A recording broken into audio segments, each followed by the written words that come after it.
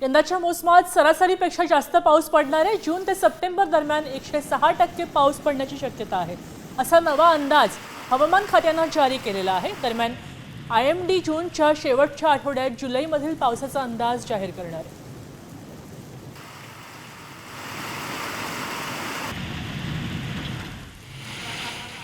यवतमाळसह पुसद शहरात मध्यरात्री पावसाने जोरदार बॅटिंग केली। या अचानक आलेल्या पावसामुळे नागरिकांची तारांबळ उडाली।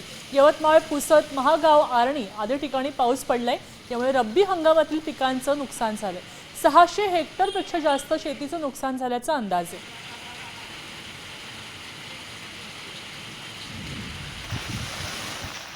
जळगाव शहरासह अनेक भागात पावसाची रिपरिप सुरू आहे। गेल्या 15 दिवसांपासून वातावरणातील बदलामुळे वातावरणात गारवा निर्माण झालाय। उकाड्यापासून नागरिकांना मोठा दिलासा मिळालाय, मात्र अनेक भागात पावसामुळे वीज कपातीचा त्रास नागरिकांना सहन करावा लागतोय।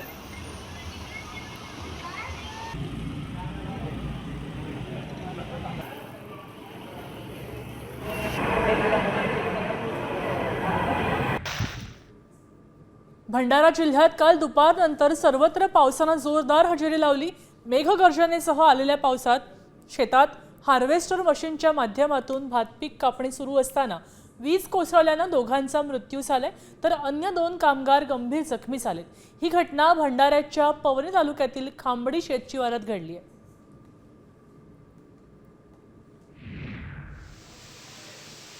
धाराशिव जिल्ह्यातील येडशीमधील रामलिंग धबधबा ओसंडून वाहू लागलेला आहे।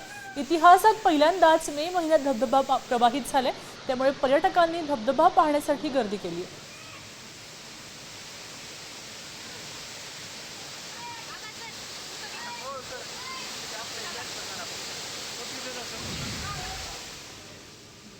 सांगलीतील पावसाचा आठवडा बाजाराला मोठा फटका बसलाय। या मुसळधार पावसामुळे जुना कुपवाड रोडवरील मंगळवारच्या बाजारात भाजी विक्रेत्यांची चांगलीच दाणादाण उडाली। रस्त्यावर साचलेलं पावसाचं पाणी थेट बाजारात शिरलं।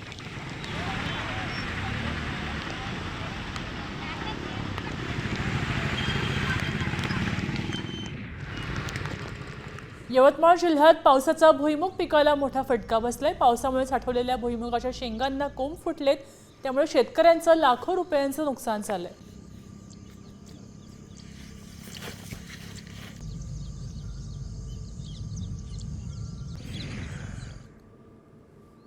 जळगावात वादळी पावसामुळे केळींचे पीक जमीनदोस्त झाले। वरखेडे लोंढे परिसरामध्ये पावसाचा कहर पाहायला मिळालाय।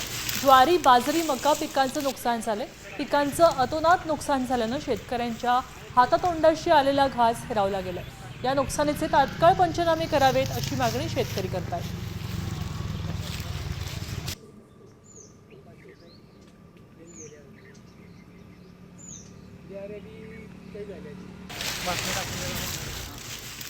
मागच्या काही दिवसांपासून पावसामुळे मीरा भाईंदरच्या मीठ शेतीचं मोठं नुकसान झालंय। यात मुख्य हंगामातील मिठांचे उत्पादनात प्रचंड घट झाली आहे। यावर्षी जवळपास 66% मीठ उत्पादन घटलंय, असं मीठ उत्पादकांनी सांगितलंय।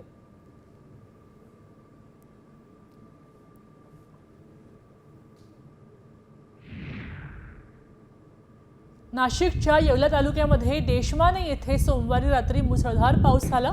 या पावसामुळे देशमानेच्या बाबासाहेब सूर्यभान आवटे या शेतकऱ्याच्या 60 फूट खोल विहिरीचा कठडा खचला।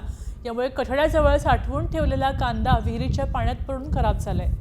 देशमाने यांचं मोठं नुकसान झालंय।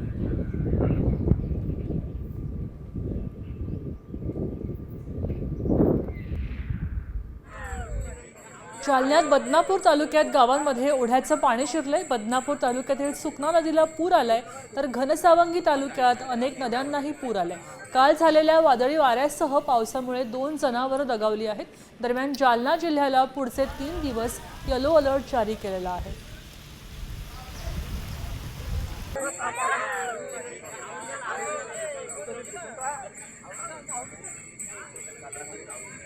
डुप्लिकेट